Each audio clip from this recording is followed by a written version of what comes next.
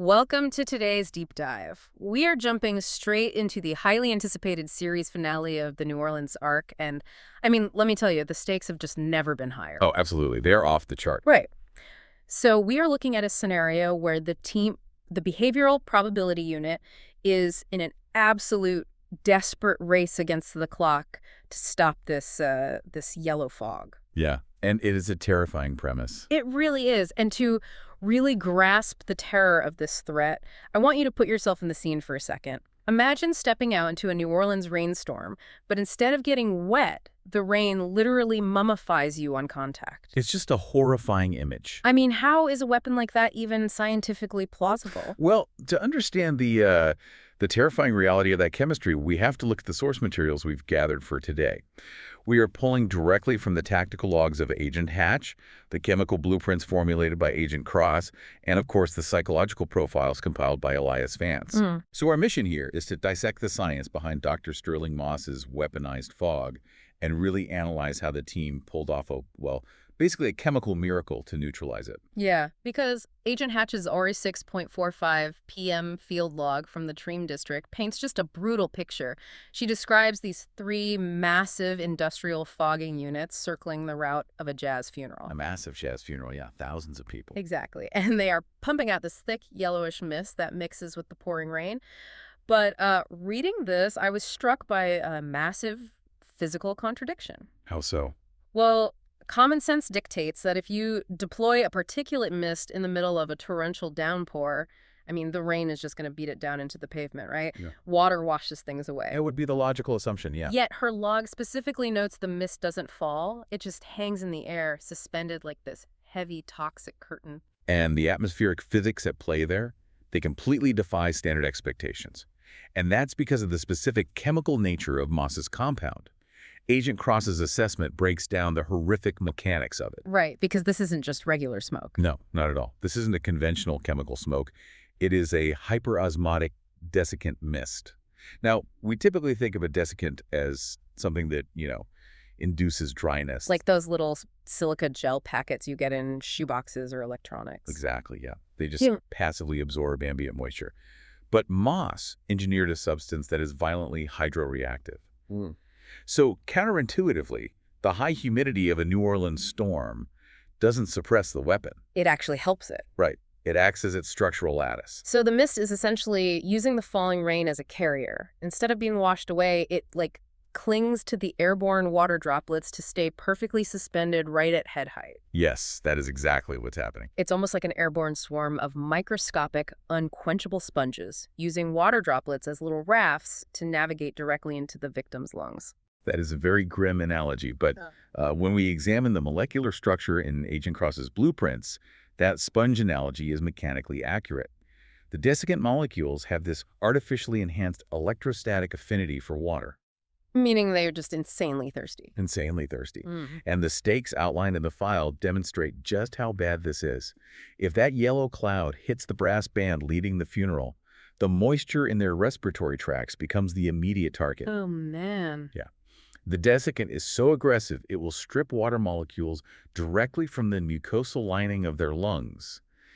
The victims would literally suffocate on dry air in the middle of a torrential rainstorm. Which, that brings up a massive tactical hurdle for the team on the ground. If I'm an agent facing a deadly chemical cloud, my first instinct, and I think most people's instinct, is to call the fire department and blast it with high-pressure hoses to just drown it out. Sure, flush it away. Right. But based on what you are saying about its hydroreactive nature, adding more water would just give the mist more carriers. Yeah, you'd essentially be throwing gasoline on a fire. You cannot outwater a compound that fundamentally feeds on moisture to maintain its dispersion. And that is the exact problem Ayers and Cross had to solve in their field lab. Because they couldn't just fight it with normal methods. No, not at all. To neutralize the threat, they had to fundamentally alter the mist's chemical nature. They had to satiate it before it reached the human targets, effectively stripping away its osmotic pull. Which leads us to the ionic satiation plan. And, oh man, reading through the chemical logs, the engineering behind this countermeasure is just staggering. I love this part. It is brilliant. It really is. So Eris calculates an intervention formula relying on a highly concentrated solution of magnesium sulfate and heavy glycerin, but throwing Epsom salts and glycerin into the air isn't just a guaranteed fix. No, you need a massive delivery mechanism. Right. But even chemically, how did they ensure this reaction actually overpowered the mist's affinity for human lung tissue? Well, it comes down to molecular magnetism and competing chemical affinities. So think of a water molecule as a magnet. The moisture in human lung tissue exerts a relatively weak electromagnetic pull. Okay, that makes sense. Magnesium sulfate, on the other hand, is aggressively hygroscopic. Its electromagnetic pull for water is massive. Oh, so it outcompetes the lungs. Exactly. When you introduce a high-concentration magnesium sulfate aerosol into the environment, it literally rips the water out of the mist's little sponges.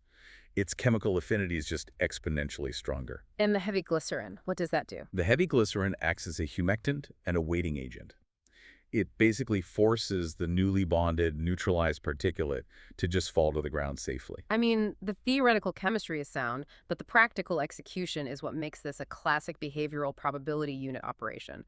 Hijacking the Treem pumping station's intake is a massive engineering risk. Oh, it's an unbelievable risk. They literally bypass the standard fail-safes of a municipal flood control system to retrofit it for chemical aerosol distribution. It's an astonishing repurposing of municipal infrastructure.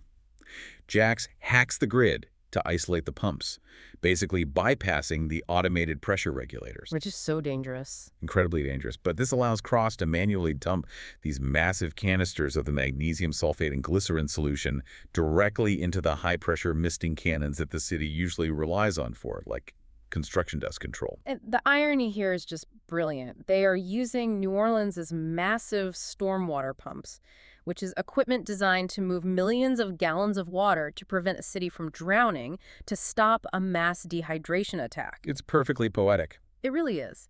Jax blows the valves, pushing the system to maximum capacity, and they create this massive neutralization dome right over the parade route. Yeah, the files indicate they forced an immediate chemical collision in the lower atmosphere. Yeah. The heavy glycerin mixture intercepts the yellow mist about 40 feet above the street. Effectively shielding the crowd below. Right.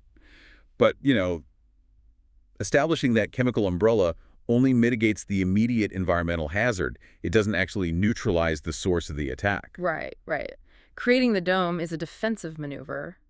But Dr. Sterling Moss isn't stupid. I mean, if I'm a mastermind deploying a customized weapon of mass destruction during a thunderstorm, I am absolutely not leaving the area. No, you want to see it happen. Exactly. I'm watching my work. I wouldn't just set a timer on the fogging trucks and walk away to grab a coffee. And Elias Vance's psychological profile comes to the exact same conclusion. An unknown subject operating with this level of malignant grandiosity never hides in the wings during the climax of their work. They need an audience, or at least a good view. They require a vantage point to validate their perceived omnipotence. Moss views this attack as his magnum opus. He needs to watch the city transform. So Elias and Agent Hatch track him to the highest point overlooking the Jazz funeral, which brings us to a balcony at St. Louis Cemetery No. 1. The city of the dead. Yes, the city of the dead. And the visual, painted in the tactical logs here, is just striking. When they corner Moss, he isn't holding a conventional detonator or a firearm or anything like that. He is holding a high-frequency atmospheric ionizer. Which serves as the final catastrophic dispersal trigger. How does that even work? Well, an atmospheric ionizer alters the electrical charge of airborne particles. So if Moss activated it, the device would electromagnetically charge the yellow mist, Making it even more aggressive. drastically accelerating its spread. Yeah.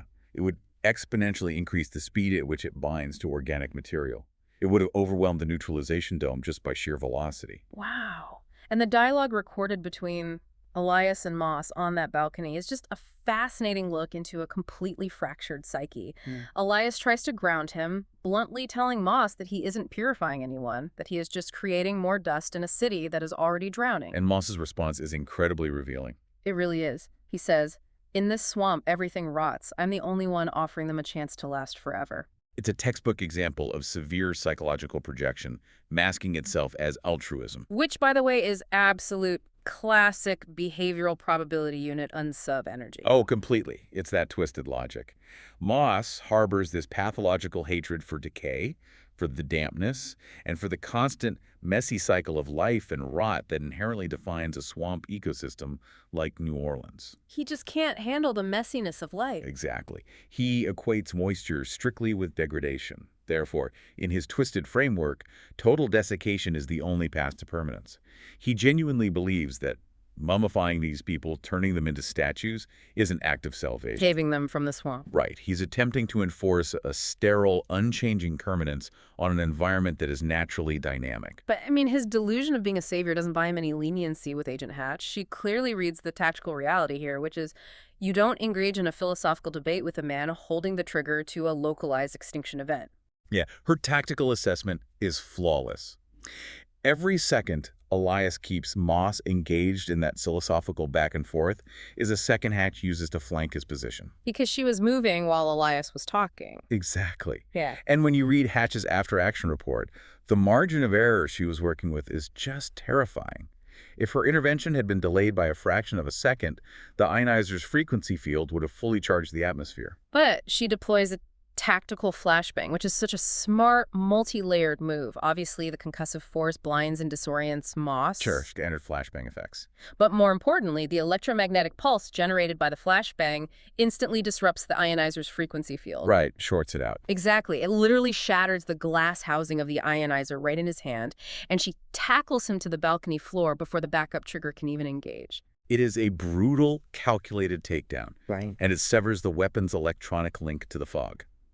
By neutralizing the electromagnetic threat up there, she ensures that Arison Cross's chemical intervention in the streets below actually has the time it needs to achieve full atmospheric saturation.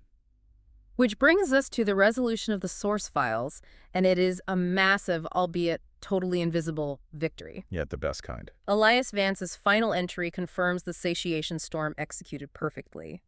The hyperosmotic mist collided with the heavy glycerin mix pumped out of the city cannons, and the resulting chemical reaction forced the desiccant to bind with the magnesium sulfate. Changing its state entirely. Right. It transformed from a deadly, lung-shredding fog into a heavy, entirely harmless gel. The laws of chemistry worked exactly as Agent Cross modeled.